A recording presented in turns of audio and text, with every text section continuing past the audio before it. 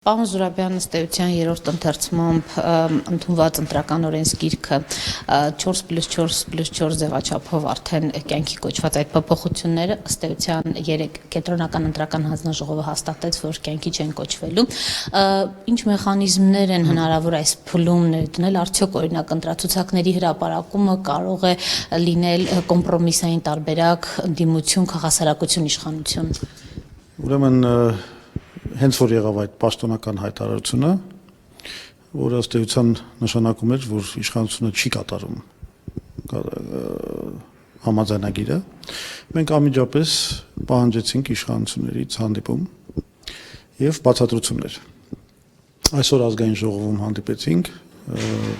Վիգեն Սարգսյաններ ու Դավիթ Հարությունյանը իշխանություններից,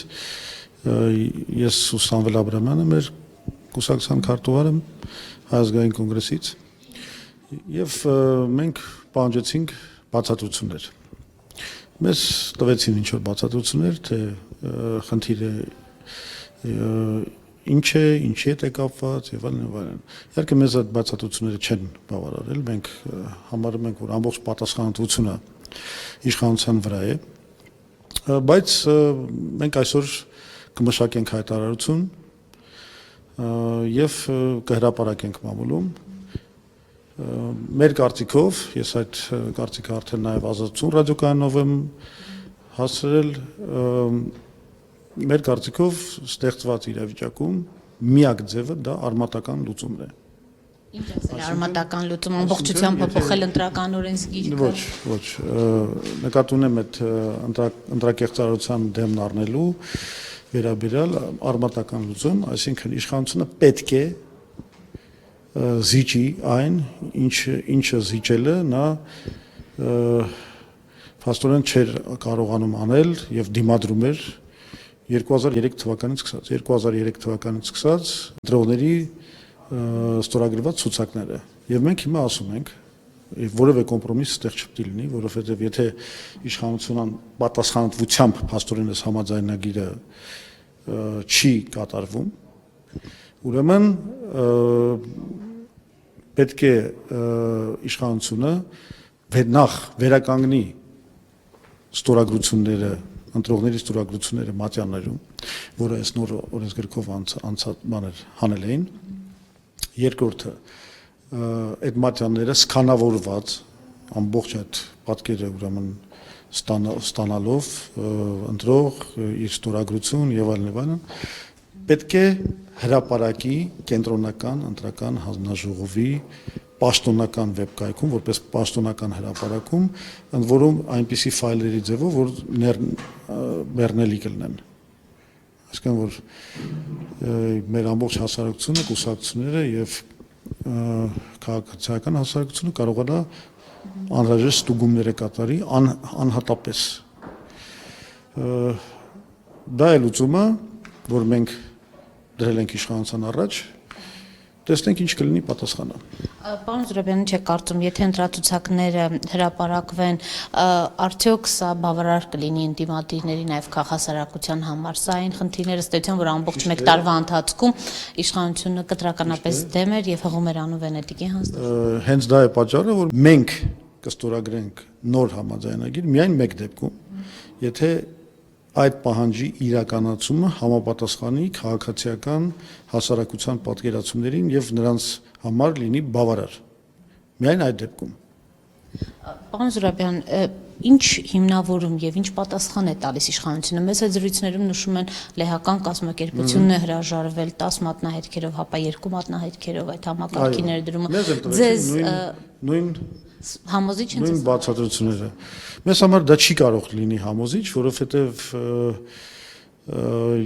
եթե իրենք փետրվարի 2-ին դիմել էին այդ լեհական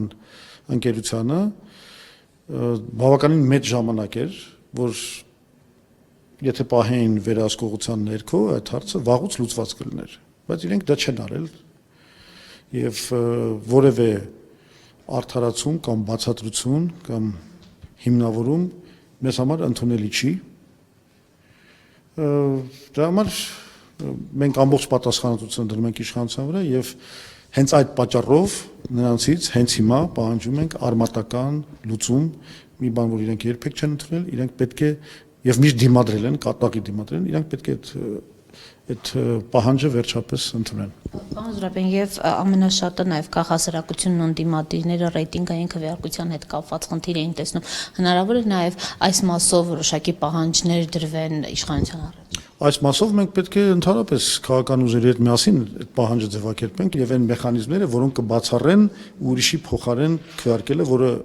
թույլ էր տալիս իշխանությանը ցանկացած պահին իրենց ուզած չափով ավելացնել ձայն իրենց օգտին։ Այդ դեպքի բացառենք։ Այսինքն, եթե ընտրացուցակները հրապարակում են կրկնակ քվեարկությունները կամ քաղաքացիները, ովքեր Հայաստանում չեն, այսուհետև մաքրվում են ցուցակները մեծ հաշվով։ Այսինքն ցանկացած մարդ հնարավորություն կստանա ներբեռնել այդ ցուցակը, տեսնել անուն ազգանունի առաջ ինչ է դրված, ինչ ստորագրություն է դրված, եւ այդ ստորագրությունը կեղծ է թե ոչ։ Այդ մարդը եղել է Հայաստանում թե չի եղել։ Կամ եթե եղել է քվեարկել է թե ոչ։ Այսինքն դա արդեն լրիվ բաց ինֆորմացիա է դառնում, որը բոլորը, այդ թվում նաև հասարակ քաղաքացիները, քաղաքական ուժերը, լրագրողները, դիտորդները, բոլորը կարող են ուսումնասիրել եւ բացահայտել։ Պարոն Զուրաբյան, առաջիկայում տեղական ինքնակառավարման մարմնի ընտրություններ են, ընդդիմադիր շատ կուսակցություններ են մասնակցելու, այսպես ոչ թե որևէ դաշինքով, այլ առանձին, նույնիսկ իշխանությունը այսպես խոսում է, որ ավելի շատ ընդդիմադիրներն իրար հետ են հիմա պայքարի մեջ, մոռացել են մեզ, տեսեք թե ինչ է կատարվում, այս պատկերը ձեզ դուր գալիս է։ Դե իշխանությունները ամեն ինչ արել են, որ այդպես լինի, նրանք շատերին աճացրել են, իրենց պրոյեկտներն են շատերը եւ աճացրել են հենց այդ նպատակով, որ ասենք անդիմադիր ուժերից, մասնավորապես Հայ ազգային կոնգրեսից ընտրազանգված փախցնեն, ձայներ փախցվեն, այդ մասնատումը կատարեն, այդպես որ կարելի ասել, որ ինչ որ առումով իրենք հաջողության հասել են, բայց մեր ժողովուրդն էլ այնուամենայնիվ ես վստահ եմ իմաստնություն ունի եւ թացաչորից կտարբերի։ Դաշինքներով ավելի հավանական չէր լինի հաղթանակը ի նկատի ունեմ Հայաստանում ստեղծված այս իրավիճակի ֆոնին, երբ իշխանությունը Սասնա ծռերի գործողությունից հետո ակնհայտորեն թուլացած է ինչ-որ առումով, ավելի հեշտ չէր լինի։ Ես համաձայն եմ դրա հետ, մենք եւ Վանաձորում եւ Գյումրիում բանակցություններ ենք տարել դաշինքների ստեղծման վերաբերյալ եւ մենք պատրաստակամություն ենք հայտնել, որ որևէ խնդիր չլինի այդ դաշինքի համար, որ այդ դաշինքների մեջ մենք ընդունենք ցանկացած ուժի,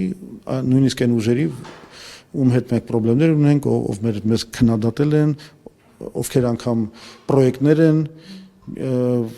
մենք պատրաստ էինք դաշինքի։ Դա մեր կամքով չէր, որ չստացվեց։ Դա մեզնից անկախ պատճառներով դա չստացվեց։ Ամբիցիաներն էին ձեզ խանգարում տարբեր։ Ինչ ուզում եք դրեք, դա հիմա կարևոր չի։ Կարևորը մեզ համար է, որ մեզնից անկախ պատճառներով է դա եղել։ Եվ արդյունքների առումով, ինչ արդյունքներ կարելի է ակնկալել այս փուլում, երբ Վանաձորում եւ Գյումրիում մենք բարբերաբար տարբեր համապետական ընտրություններին տեսել ենք, թե հանրությունը ինչպիսի քվեարկություն է կատարել, որը ակնհայտորեն տարբերվել է այլ մարզերից։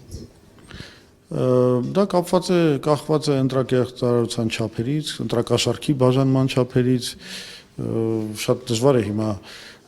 կանխորոշել արդյունքները, որովհետև ցավոք սրտի մենք չենք ապրում մի դեմոկրատական պետությունում, որտեղ միայն ընտրախշավը եւ գաղափարների մրցակցությունը կամ տեխնացուների տեխնացությունը որոշում է ընտրությունների արդյունքները։ Դա ունի իր դերը, բայց ցավոք սրտի կան այլ գործոններ, որոնք ավելի շատ ընտրակեղծարարության դաշտից են, արդեն ասեցի, ադմինիստրատիվ ռեսուրսի կիրառումը, ընտրակաշառքի մասսայական բաժանումը,